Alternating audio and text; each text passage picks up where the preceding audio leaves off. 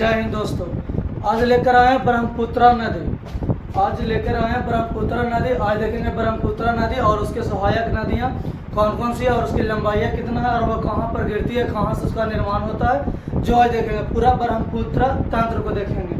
तो चलते हैं। सबसे पहले ब्रह्मपुत्र नदी का उद्गम स्थल देते हैं। ब्रह्मपुत्र नदी का उद्गम स्थल कैलाश पर्वत।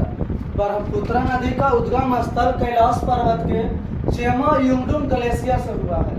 ब्रह्मपुत्र नदी का निर्माण स्थल कैलाश पर्वत के चेमा युंगडुंग ग्लेशियर से हुआ है, जो कि तिब्बत में है। इसे बराबर तिब्बत में है। वहां से क्या है, ब्रह्मपुत्र नदी का निर्माण हुआ है। फाइनली पूछा है कि ब्रह्मपुत्र नदी का निर्माण कहाँ से होता है? चेमा युंगडुंग ग्लेशियर कैलाश पर्वत से। वहां से चलती हुई ये कि क्या है, जब ये नदी तिब्बत में आता है तो तिब्बत में ही ब्रह्मपुत्र नदी को सांगपो कहा जाता है। तिब्बत में ही ब्रह्मपुत्र नदी को सांगपो के नाम से जाना जाता है। और यही तिब्बत से आगे जब बढ़ती है, चीन में आता है, तो यही ब्रह्मपुत्र नदी को यूराल सांगपो भी कहा जाता है। ब्रह्मपुत्र नदी को तिब्बत में सांगपो कहा जाता है और जबकि चीन में यूराल सांगपो के नाम से भी जाना जाता है। ब्रह्मपुत्र नदी भारत में प्रवेश करता है यांगयास दर्रा से। ब्रह्मपुत्र नदी भारत में प्रवेश करता है यांगयास दर्रा से। यांगयास दर्रा कहाँ? तो अरुणाचल प्रदेश में नामचा बरवा नामक पर्वत में स्थित है। नामचा बरवा नामक पर्वत में स्थित है यांगयास दर्रा, जो कहाँ है? अरुणाचल प्रदेश में। वहां से क्या ब्रह्मपुत्र नदी भारत में प्रवेश कर जाती है। ब्रह्मपुत्र नदी पूछा कि ब्रह्मपुत्र नदी भारत में प्रवेश किस दर्रा से करती है? तो यांगयास दर्रा से। कौन से पर्वत में है यांगयास दर्रा? तो नामचा बरवा। किस राज्य में है? तो अरुणाचल प्रदेश। जब यह ब्रह्मपुत्र नदी की अरुणाचल प्रदेश में प्रवेश करती है तो वहां पर ब्रह्मपुत्र नदी को ही कहा जाता है दिहांग नदी। यानी ब्रह्मपुत्र नदी जब अरुणाचल प्रदेश में प्रवेश किया तो उस दौरान उसका नाम चेंज हो गया। उसका नाम हो गया कौन सी? दिहांग नदी। दिहांग से भी नाम जाना जाता है। वही क्या नदी जब अरुणाचल प्रदेश से होते हुए जब आगे बढ़ती है तो एक नदी निकलती है मिस्की की पहाड़ी से। मिस्की नामक एक पहाड़ी है जो अरुणाचल प्रदेश में स्थित है। वहां से निकलती है दिवांग नदी। दिवांग नदी का उद्गम स्थल मिस्की की पहाड़ी है। यह एक छोटी सी नदी है, मात्र 195 किलोमीटर इस नदी की लंबाई है, जो आकर पासीघाट असम के पास मिल जाती है। पासीघाट नामक एक जगह है जो जहाँ पर गुवाहाटी से लमसम 200 किलोमीटर आगे पर है यह पासीघाट। वहां पर आके मिल जाती है। एक और नदी निकलती है जयाल छूप ग्लेशियर। जयाल छूप ग्लेशियर से निकलती है लोहित नदी। जयाल छूप ग्लेशियर से निकलती है लोहित नदी। वही लोहित नदी जिस पर भूपेन हजारिका सेतु पुल बनाया गया है, जो गांधी सेतु पुल से बड़ा है। तो पूछबे करेगा कि भारत के सबसे बड़ा नदी पुल कौन सा है? तो भूपेन हजारिका सेतु पुल। इसकी लंबाई महज माना गया 9.16 किलोमीटर है। इसी का निर्माण इसी का उद्घाटन किए थे हमारा प्रधानमंत्री नरेंद्र मोदी 2017 ईस्वी में जाकर किए थे। ये लोहित नदी पर ही भूपेन हजारिका सेतु पुल है। इस लोहित नदी की लंबाई 191 किलोमीटर है। 191 किलोमीटर है। वो भी आकर मिल जाती है पासीघाट के पास आकर मिल जाती है। यही पासीघाट में देखा जाता है, वहाँ पर विश्व का सबसे बड़ा माजुली द्वीप यानी विश्व का सबसे बड़ा नदी द्वीप समूह का निर्माण होता है, जिसे माजुली द्वीप के नाम से भी जाना जाता है। तो यहाँ पर क्वेश्चन पूछ सकता है कि माजुली द्वीप किस नदी में है? तो ब्रह्मपुत्र नदी में। कहाँ पर है? तो असम में है। जब वह नदी आगे बढ़ती है तो उसके थोड़ा सा ही आगे यानी पासीघाट के थोड़ा सा आगे एक नदी में आकर मिलती है बूढ़ी दिहांग। उसमें ब्रह्मपुत्र नदी में एक और नदी आकर मिलती है बूढ़ी दिहांग नदी। जो बूढ़ी दिहांग नदी पटकाई बूम नामक पहाड़ी अरुणाचल प्रदेश में निकलती है। पटकाई बूम नामक पहाड़ी से निकलती है बूढ़ी दिहांग नदी और इसकी लंबाई महज 380 किलोमीटर है। बूढ़ी दिहांग नदी की लंबाई 380 किलोमीटर है, जो पटकाई बूम नामक पहाड़ी से निकलती है। यह अरुणाचल प्रदेश में स्थित है, जो पासीघाट के आसपास में है, आकर थोड़ा सा ही दूरी पर ही आकर मिल जाती है। अब देखते हैं ब्रह्मपुत्र के सबसे बड़ी सहायक नदी सुवनसिरी नदी। ब्रह्मपुत्र की सबसे बड़ी सहायक नदी सुवनसिरी नदी है, जो निकलती है तिब्बत से। तिब्बत के पठार से सब बोला जाए कितना ठीक माजुली द्वीप भी देगा, लेकिन ऐसे फाइनली तिब्बत के पठार से निकलती है सुबनसिरी नदी। सुबनसिरी नदी जिसकी लंबाई 442 किलोमीटर है और वह आकर लखीमपुर, असम में ही लखीमपुर एक जगह है, वहां पर आकर मिल जाती है सुबनसिरी नदी। यह सुबनसिरी नदी ब्रह्मपुत्र नदी की सबसे बड़ी सहायक नदियों में से एक है। ब्रह्मपुत्र की सबसे बड़ी सहायक नदी है सुबनसिरी नदी, जिसकी लंबाई कितनी है तो 442 किलोमीटर, और यह आकर कहाँ मिलती है तो लखीमपुर असम के पास आकर ये मिल जाती है। जब वह उसके बाद आगे बढ़ती है नदी ब्रह्मपुत्र नदी, तो इसमें एक और नदी आकर मिलती है जो निकलती है लोहसांग पर्वत चोटी से। लोहसांग पर्वत चोटी जो नागालैंड में स्थित है, लोहसांग पर्वत चोटी से निकलती है एक नदी धनसिरी नदी।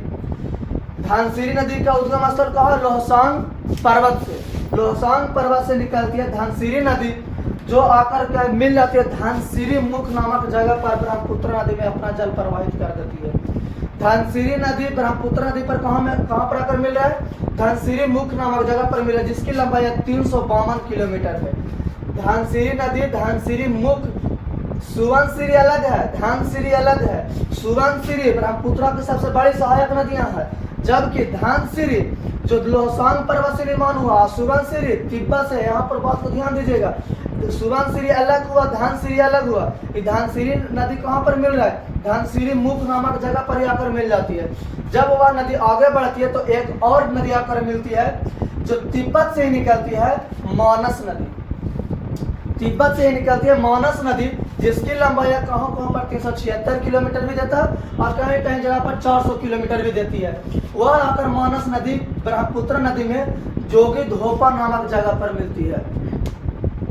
पूछवा करे कि मानस नदी ब्रह्मपुत्र नदी में कहाँ पर आकर मिलती है, तो जोगी धोपा नामक जगह पर आकर मिलती है। इसकी लंबाई कितनी है, 376 किलोमीटर, यह 400 किलोमीटर है। यह मानस नदी का एक और प्रमुख नदी है एई नदी। एई नदी एक छोटी सी नदी है जो बंगपारी में मिलती है। बंगपारी असम की एक जगह है, वहां पर आकर एई नदी जो है असम के में ही आकर मिल जाती है मानस नदी से। एई नदी असम में स्थित बंगपारी नामक एक जगह है, वहां पर आकर मिल जाती है मानस नदी। और वह मानस नदी को साथ लेकर, मानस नदी और एई नदी का जल को साथ लेकर आकर जोगी धोपा नामक जगह पर ब्रह्मपुत्र नदी में अपना जल प्रवाहित कर देती है, यानी अपना मुहाना बनाती है। जब ब्रह्मपुत्र नदी उनसे भी आगे बढ़ती है तो उनसे एक और नदी निकलती है, कपिली नदी। कपिली नदी है जो सुरमा घाटी असम से ही निकलती है। सुरमा घाटी असम से ही निकलती है कपिली नदी, और यह इसकी लंबाई 290 किलोमीटर है। इसकी लंबाई 290 किलोमीटर है और यह भी अपना जगह, अपना मुहाना ब्रह्मपुत्र नदी में ही बना देती है। जब यह आगे बढ़ती है तो इसमें एक और उत्तरी भूटान, जी वही भूटान जिसकी राजधानी थिम्पू है, उत्तरी भूटान नामक जगह से ही, उत्तरी भूटान नामक कोई जगह न, उत्तरी भूटान मतलब एक देश होता है, किसी भी देश के 4 दिशाएं, दिशा 4 होता है, दिशाएं 10 होता है, तो पूर्व पश्चिम उत्तर दक्षिण, तो वह उत्तरी भाग से एक नदी निकलती है संकोसी नदी, तो इसीलिए उसके उत्तरी भूटान का। उत्तरी भूटान कोई देश नहीं, भूटान देश है, भूटान के उत्तरी भाग से एक नदी निकलती है संकोसी नदी, जो भारत, जिसकी लंबाई 321 किलोमीटर, और यह नदी आकर असम और बंगाल की सीमा पर मिल जाती है। असम और बंगाल की सीमा पर ही आकर ही मिल जाती है, लमसम उसी जगह पर आकर मिलती है। इसकी लंबाई 321 किलोमीटर है।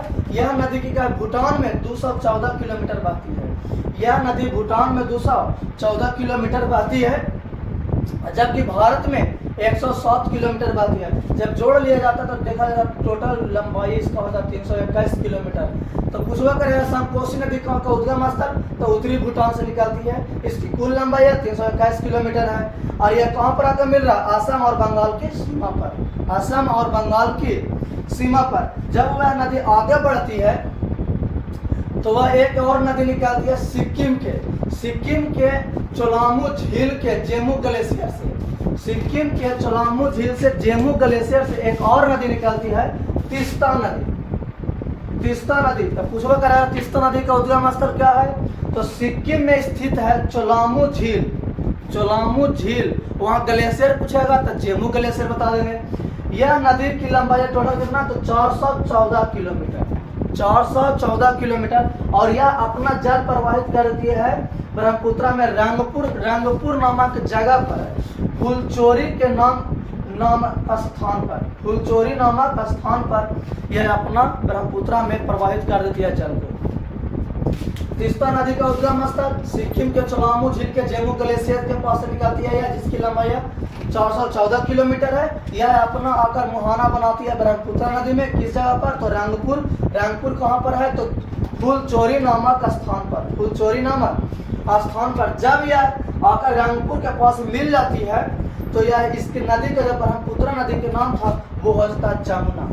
इसलिए वहाँ पर जमुना के नाम से पुकारा जाता है। कब? जब तीस्ता नदी आकर मिलती है तब। जब तीस्ता नदी आकर मिल जाती है ब्रह्मपुत्र नदी में तो उस नदी का नाम चेंज होता है वहाँ पर से। और वहाँ पर से देखिए किसी भी क्षेत्र में किसी भी नदी को उस क्षेत्र के हिसाब से बोला जाता है। ये जरूरी ना है कि मतलब कि क्या उस नदी का नाम ये था वो था, नहीं। यहाँ पर जाकर मिल गया तो यहाँ पर इस क्षेत्र के लोग था जो इस ब्रह्मपुत्र नदी को जमुना के नाम से बोला जाता है। यमुना अलग है जो यमुनोत्री से निकला, पीछे वाला वीडियो में बताए थे। यमुना नदी एक अलग है, जमुना नदी के नाम से इसको जाना जाता है। और यमुना नदी एक अलग है जो क्या गंगा के सबसे बड़ी सहायक नदियां हैं, वो अलग है। तो इसका नाम दे दिया गया तो जमुना नदी। जब जमुना नदी जब आगे बढ़ती है तो यह भारत से जाते हुए एक पद्मा नदी, जो पद्मा बांग्लादेश में ही गंगा की नदी को किस नाम से जाना था? पद्मा नदी से। तो वही पद्मा नदी आकर चंदवापुर बंगाल में स्थित है। वहां पर जाकर बांग्लादेश में ही पद्मा नदी आपस जाकर मिल जाती है ब्रह्मपुत्र नदी में। और जब ब्रह्मपुत्र नदी में पद्मा नदी मिलती है, यानी कह सकते हैं ब्रह्मपुत्र नदी का नाम चेंज हो गया, रंगपुर से आया तो जमुना, इधर से गया पद्मा। यानी जमुना नदी और पद्मा नदी दोनों के संयुक्त जलधारा को क्या नाम दे दिया गया? मेघना। जमुना नदी और पद्मा नदी के दोनों के संयुक्त जलधारा का नाम दिया गया है मेघना। मेघना वही मेघना नदी जो अपना जल जाकर गिराती है बंगाल की खाड़ी में। मेघना नदी जो अपना जल जाकर बंगाल की खाड़ी में गिराती है और वहां पर विश्व का सबसे बड़ा डेल्टा का निर्माण करता है, यानी जिसे सुंदरबन डेल्टा के नाम से जाना जाता है। अब ये तो हो गया उसकी ब्रह्मपुत्र नदी और उसका तंत्र हो गया, छोटा मोटा सहायक नदियां कौन सा है और कहां से निकल रहा है। जो अब थोड़ा सा वो इसको देखते हैं विस्तृत से। ये जितना भी अभी बतलाएं ब्रह्मपुत्र नदी का एक तंत्र था। इस पर पता है डिजिटल बोर्ड रहता तो कोई अलग चीज था, उसमें सब चीज दिखा दे फेस टू फेस। लेकिन डिजिटल बोर्ड ना रहने के कारण आप लोग को कुछ दिखाई पड़ने में भी दिक्कत होता होगा, लेकिन खैर उसको हम बोल देते हैं, आप खुद नोट्स बना सकते हैं। तो यहाँ पर कोई जरूरी ना कि देखिए यहाँ पर अभी मौजूदी पे यहाँ पर है तो तिब्बत यहाँ पर है, तो इसे दिखाने में थोड़ा सा दर्शाने में कठिनाइयाँ होती होगी आप लोग को, लेकिन वो आप लोग खुद मैनेज कर सकते हैं कि देख सकते हैं व्हाइट बोर्ड रहने के कारण। डिजिटल रहता तो आप लोग खुद समझाते हैं कहाँ से कैसे निकल रहा है जो। तो इसीलिए अभी तो देख लिए, इसका पूरा तंत्र देख लिए, छोटी मोटी नदियाँ और सहायक नदियाँ ब्रह्मपुत्र नदी तंत्र को। अब देखते हैं इसकी लंबाई। तो अभी कुछ और तथ्य भी देखते हैं। ब्रह्मपुत्र नदी की टोटल लंबाई 2900 किलोमीटर है। ब्रह्मपुत्र नदी की टोटल लंबाई 2900 किलोमीटर है। बताया जाता है कि भारत में यह 916 किलोमीटर बहती है। इसी नदी के तट पर बहुत विभिन्न शहर भी है, जैसे में गुवाहाटी, डिब्रूगढ़, ये संबंध ब्रह्मपुत्र नदी के तट पर ही स्थित है। चलिए फिर अगला नेक्स्ट क्लास में मिलते हैं। और जिस भी नदी का चाहिए वो इसी तरह के वीडियो इसे जहाँ तरह जितना हो सके उसमें बेहतर ही बना कर देंगे। जब प्रयास किया सिर्फ कमेंट में कर दीजिए कि इस नदी का भी हमको जानने का आवश्यकता है, तो उसको आपको वीडियो फुल ऐसे इससे बेस्ट ही मिल जाएगा। चलिए फिर मिलते हैं अगले क्लास में। जय हिंद।